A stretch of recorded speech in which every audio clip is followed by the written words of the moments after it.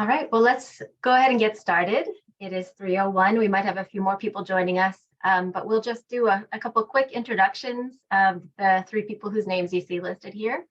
And we just have a half an hour today, so this will be a quick session, but we hope that it will address most of the questions that you have. And of course, we're available afterwards if there's anything else you need. So I'm April Perkins, and I'm the ESOL and Bilingual Programs Specialist at the Maine DOE.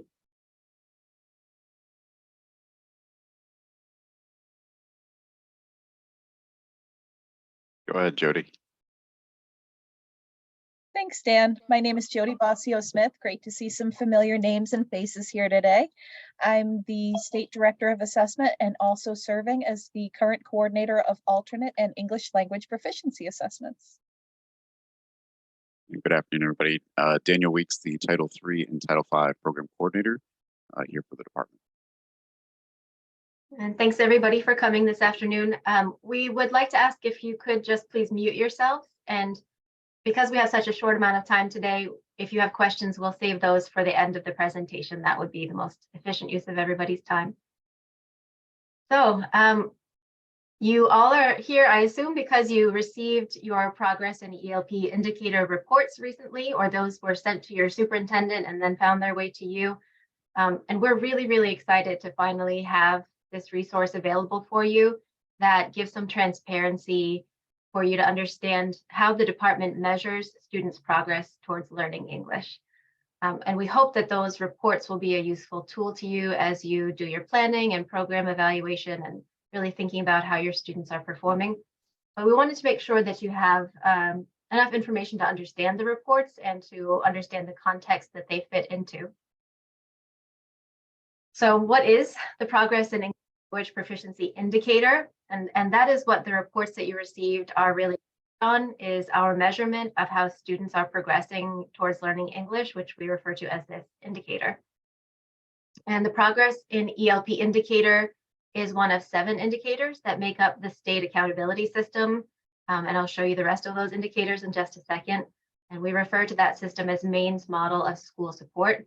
And you will have access to these slides later if you'd like to click on the links and explore that a little bit more.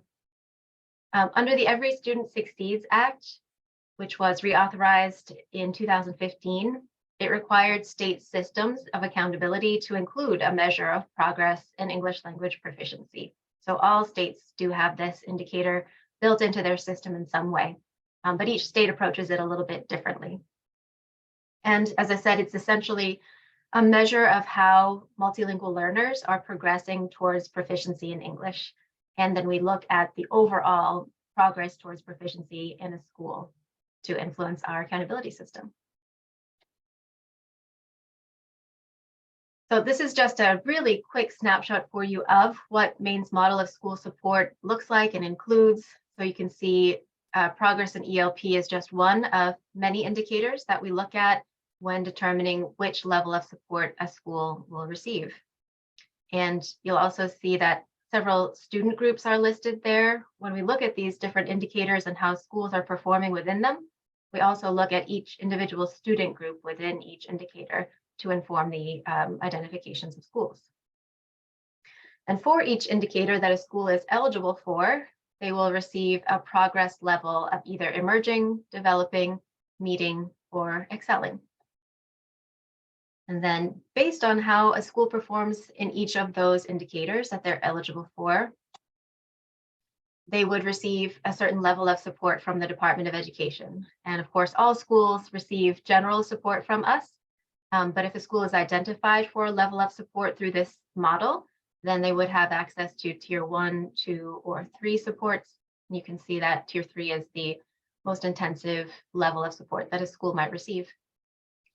And I thought it might be helpful for you to see an example of a school level report that we created based on all of these accountability indicator calculations. So just randomly shows East End Community School. Of course, they do have a progress in English language proficiency indicator, and you can see there at the top that they are meeting, which is excellent.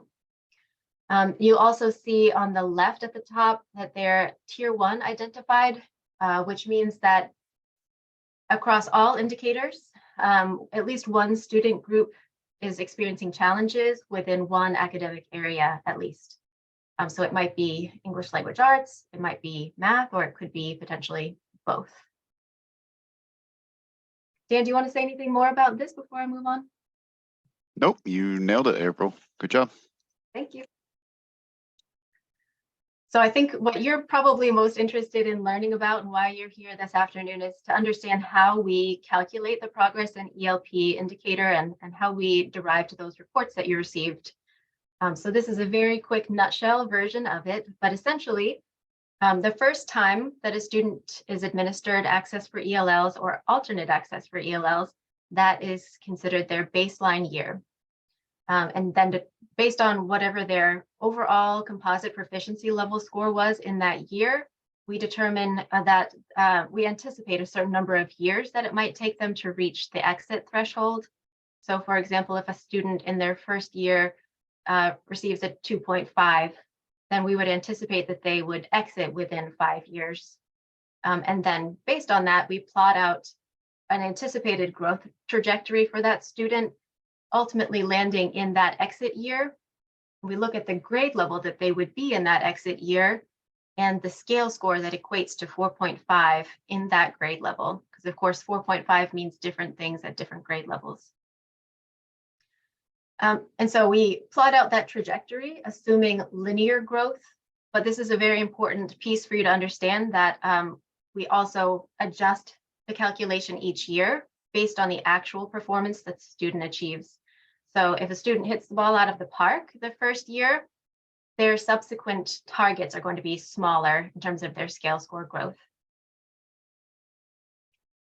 So how do we use these?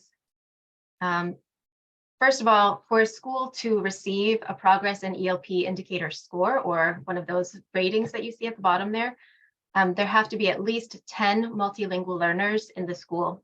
So many schools in Maine do not meet that threshold. It's actually a relatively small number of schools who do meet the threshold and do actually receive a rating for this indicator. Then we are looking at individual students, but we are aggregating all of the students within that school who are multilingual learners to come up with an overall number for that school's performance. And then you can see at the bottom that we're looking to see what percentage of students are meeting the target that we've set for them, or that the model has determined for them. So if 65 to 80% of the students are meeting their targets, then that would put the school in the developing category for this indicator. And I appreciate your nodding, because that's helping me have some confidence about what I'm saying. Thank you. All right. Absolutely. As I mentioned, the targets are adjusted annually, so that's important to understand. And also, all of you who are here today and everyone across the state received these reports, but I want to make sure that it's clear those are reports of progress towards English language proficiency. They are not necessarily accountability reports, because as I said, only schools with at least 10 multilingual learners will receive a progress in ELP rating for their accountability report. And many of you who are here today are not serving in schools that meet that threshold, but we still wanted to make sure that you had access to the data and understand how the state looks at progress towards ELP overall. All right, so this should look familiar to you. Of course, this has the personally identifiable information removed from it, but this is a real report that I just wanted to look at with everyone quickly and make sure that you understand all of the different elements that the report includes. So we've got the legend across the top that helps us understand what the color coding means. So for example, the first row, that student did not meet their target. The red line expresses the target. The number at the beginning of the bar is their actual score. And then the black line with a circle in it is their previous scale score. And the number to the far right is their ultimate exit target. So you can see that that first student was just shy of meeting their target for that year. The next two students did meet their target and actually exceed it slightly. And then you'll see the student with a gray bar does not have a target available. And I'm forgetting, oh, that's because that was that student's baseline year. That was their first year to test. So with only 1 year of testing data, we cannot calculate a target for them. And then the last two students actually achieved the exit target in that year. So they are all set.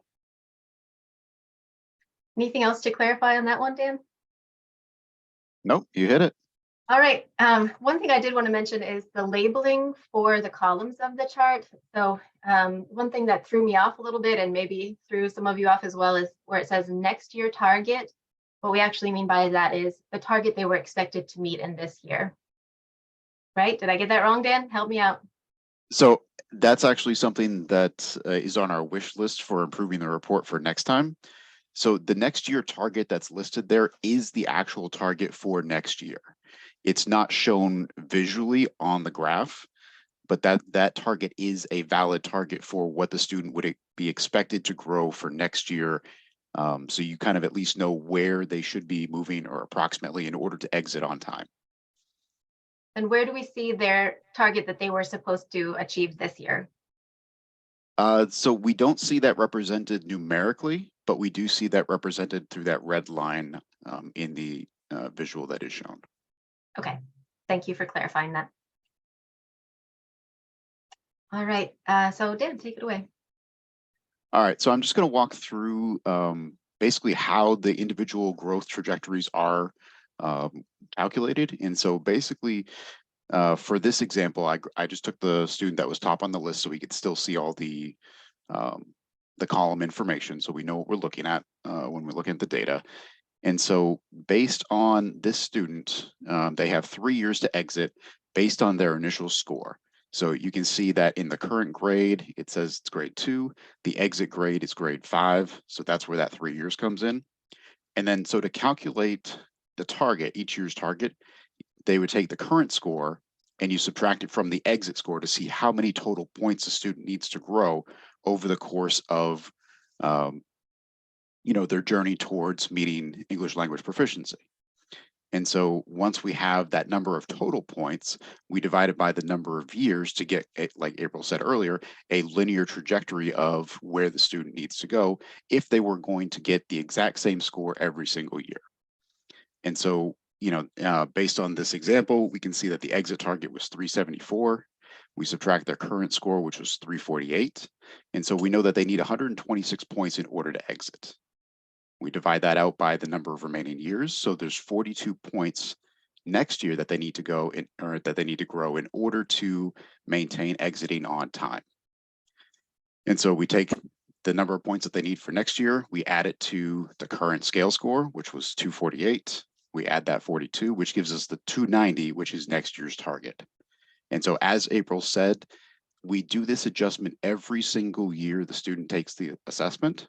And so next year, if the student grew 50 points, we knew that they had exceeded their target. And so now they have less points remaining for the last 2 years. And again, it would get divided out to see exactly how many points they would need if it was going to continue as a linear trajectory for exiting, and that they were going to do the exact same thing and get the exact same number of points for the following 2 years.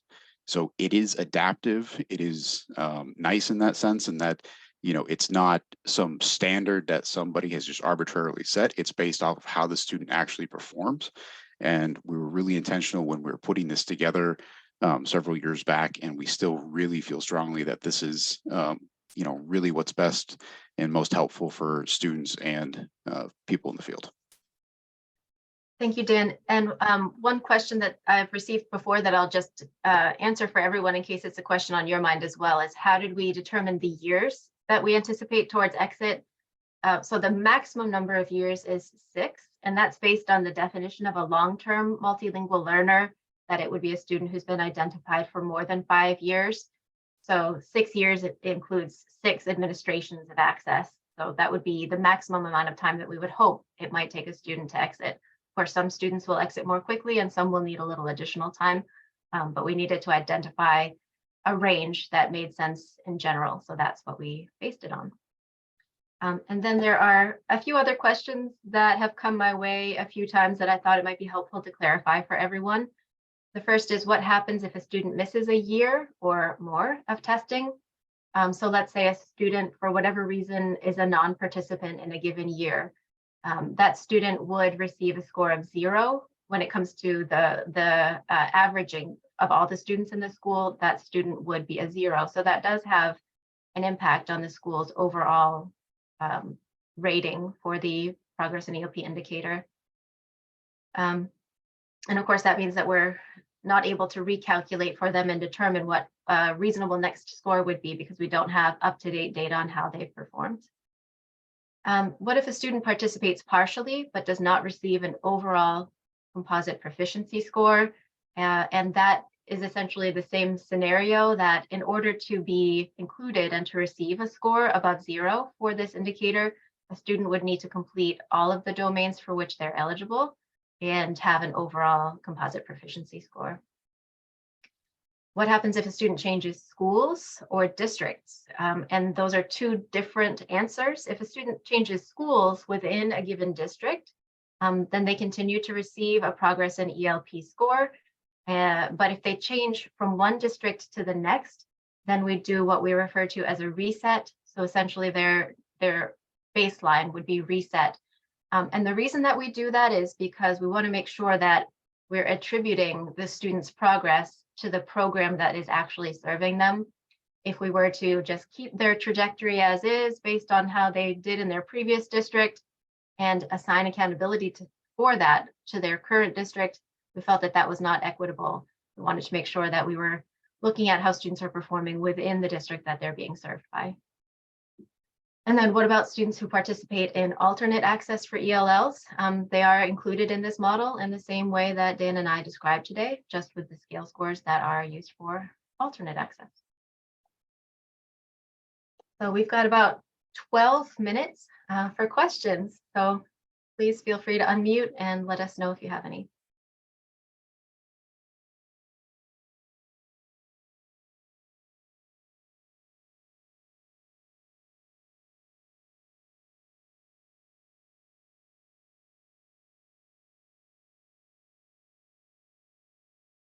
And if you don't, or if you feel more comfortable asking your question independent or individually, our contact information was on that last slide, but I think everyone here also knows us pretty well. You're welcome to reach out by phone or email, and we're happy to look at your reports with you, dissect them, help you understand an individual student or whatever would be most helpful to you. Robin. If a teacher doesn't have these progress reports, where could they find them? Who should they ask for them? Great question. So this is the first year that we've shared them with schools, and they were emailed directly to superintendents. And Jody, was there any other personnel copied on those emails? Forgive me for not remembering. So April, it was mailed directly to the superintendent. In some districts where there's an identified ESOL coordinator, then I tried to include those folks as on the email as well. The challenge is that we do not have a reliable contact field for EL coordinators. I know many of you service the EL coordinators in your district, but it may not be an official title, and so we don't have it in our state database. So sending it to the superintendent was with the intention that it would be forwarded to the service providers. And it was not an oversight, but I do apologize for any inconvenience that might have caused to you guys. And hopefully in future years, we might find a method of distributing the reports that's a little bit easier for everybody. But for this year, we felt that it was important to get them to you as quickly as we could. So we went with direct email. And I see a question in the chat. Are there specific skills linked with the scaled score like the can-do? I'm not sure if I can answer that. Any other DOE staff feel confident in responding to that one?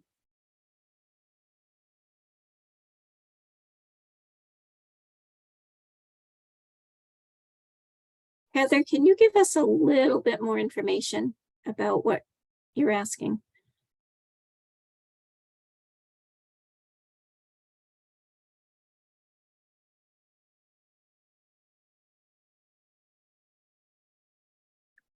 Well, and maybe I can just speak a little bit about the scale score.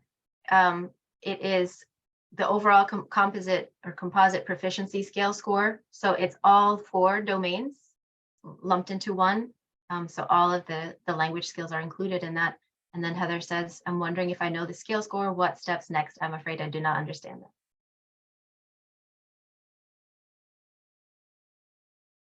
I'm going to take a stab at it. And I think what Heather is asking is that, you know, if a student has a scale score of, say, 3.2, you know, what does that mean as a teacher? How do I know, like, what the next best steps are for that particular student? I would recommend taking a look at our individual language acquisition plan template, which includes goals that are based on level descriptors in the WIDA ELD standards framework. That would be the best source of information about where you would go next with a student based on their overall score. And then Robin is asking, is this information available to parents? We provide it directly to schools, and it's at the discretion of the schools if or how or when they might share with parents. Of course, the reports include all of the students in the school, so we'd want to make sure that it was just the individual student for whom that information was relevant if schools were going to be sharing it with parents or guardians. April, I think that the teacher reports that WIDA sends out might have information that would address Heather's questions about next steps. Thank you, Robin. Yeah, I'm thinking about if I understand the levels 1 through 6, but there's a number like 313. Does that coordinate with level 3, level 4? What does that coordinate with? Yeah, it does. And that's something that I think would be beneficial to include in the second round of reports, is to make sure that we're also mentioning which proficiency level that scale score equates to. And it is different by grade. There's a chart that WIDA provides that includes all of the correspondence between scale score and grade. So I believe that is publicly accessible, but I'm not 100% sure about that. But yes, there is a correlation between the scale score and the overall proficiency level by grade. And it comes with the teacher report information that you receive. Thank you, Robin.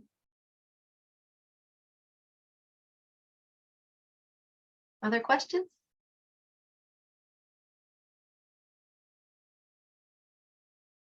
Okay, well, in that case, as I said, you're very, very welcome to reach out to Jody, Dan, and me if there are any questions you have as a follow-up today. If you'd like us to help you look at your reports and understand them better, we're happy to do that. And thank you so much for coming this afternoon.